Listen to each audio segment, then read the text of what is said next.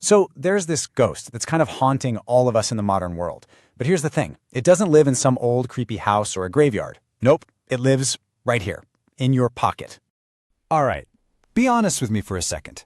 Have you ever felt that familiar buzz, that little urgent vibration against your leg? You reach for your phone, all ready to see who it is, and there's nothing. Not a single call, no texts, just silence.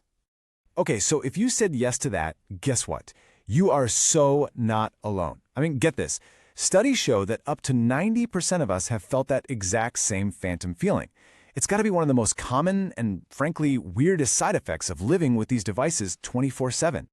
So what in the world is going on here? What is this ghost in our pocket? Well, it turns out science actually has a name for this, and trust me, the explanation is pretty fascinating. They call it phantom vibration syndrome, or PVS for short. And the first thing I want you to know is this. You are not going crazy. It's not a hallucination. It's what researchers call a sensory signaling error. Basically, your brain is just getting its wires a little bit crossed. And this error, it happens because we've basically trained our own brains to treat a phone vibration as like a super important signal. Think about it, right? It could be an urgent email from work, a text from someone you love, a social media alert. So our brain goes into this state of hyper-vigilance. It's constantly on high alert, just scanning and waiting for that one specific signal. But okay, how does our brain make that mistake? I mean, how does something as simple as the rustle of your shirt get confused with a piece of high-tech hardware? Well, to get that, you need to understand one fundamental thing about your brain. It is an absolute world-class prediction machine. Yeah, this is a huge idea in neuroscience right now. Your brain isn't just sitting there, passively taking in information. Not at all. It's actively, constantly predicting what it's about to see and hear and feel, all based on everything it's ever experienced before. So here's how this phantom process actually works. It's kind of wild. First, your brain just expects a vibration, right? Because your phone buzzes all the time. Then, step 2, some totally random little thing happens. A tiny muscle twitch, your clothes rustling, anything. And here's the kicker. In step 3, your brain is so eager to be right about its prediction that it takes that random sensation and just maps it right onto the expectation. It basically tells itself, see, that little twitch was the vibration I was waiting for. This is a perfect example of what scientists call a top-down processing error.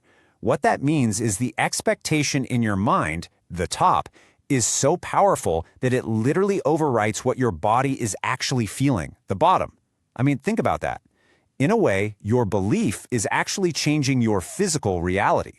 And it gets even deeper. After years, literally years of keeping your phone in the same spot, your brain's internal body map, which is called the body schema, it actually rewires itself to include your phone. I'm not kidding. In a very real neurological way, your phone becomes a part of you, an extension of your body, like a ghost limb. Okay, so we know our brain is misinterpreting signals because it's trying to predict them. But why is it so darn eager to make this mistake? What's the motivation? Well, the answer involves a really powerful brain chemical, and a system that works exactly like a slot machine in Vegas. See, our brains are wired to love rewards, but not all rewards are created equal. You've got fixed rewards, right? Like your paycheck. It's predictable, it's good, but it's not going to give you a huge rush. Then you have variable rewards, like a phone notification. It is completely unpredictable. It could be total junk, or it could be the most exciting message you've gotten all year. And that uncertainty, that's what makes it so incredibly powerful, so addictive. And that's what turns your phone into a pocket-sized slot machine. Every single notification is like pulling the lever. You just never know if you're going to hit the jackpot. And after a while, your brain gets so desperate for that potential dopamine hit that it starts pulling the lever for you. It invents a phantom vibration just for the chance at that reward. And what's really interesting is that some of us are way more likely to feel this than others. Research shows that if you score high on personality traits like neuroticism or extroversion, or especially if you have a major fear of missing out, FOMO, you're probably going to experience these phantom vibrations way more often. It's like your internal social radar is already turned up to 11. So, okay, it's a common psychological quirk. No big deal, right? Well, maybe not. The thing is, these constant ghost signals can actually take a very real toll on our minds.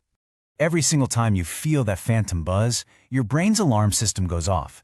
It releases a little microspike of the stress hormone cortisol, And even when you realize, oh, it was nothing, it's too late. The stress response has already kicked in. This creates this nasty little feedback loop. The more anxious you are, the more phantoms you feel, and the more phantoms you feel, the more anxious you get.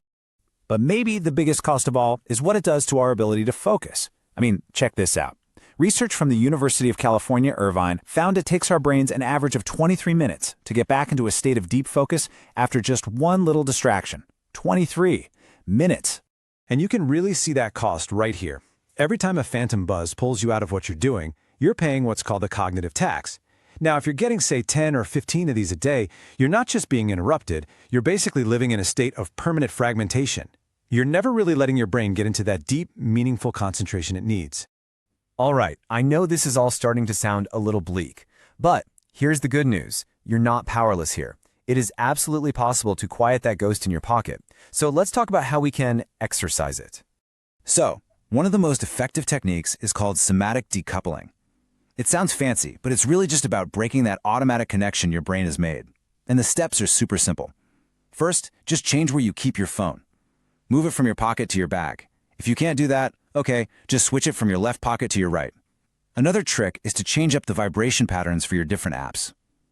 These tiny physical changes are enough to force your brain to unlearn its old habits and build a new, more accurate prediction model. So after all this science, all this biology, what's the big takeaway? It's pretty simple, actually. The ghost isn't in your phone, it's in your head. Honestly, the best way to think about a phantom vibration is to see it as a symptom. It's a message. It's basically the check engine light for your mind, trying to warn you about a much deeper issue, a digitally exhausted brain. So the next time you feel that phantom buzz, don't just brush it off. Just pause for just 1 second and recognize it for what it really is. That little feeling. That's the sound of your brain asking, maybe even begging for a break. The only real question left is, are you listening?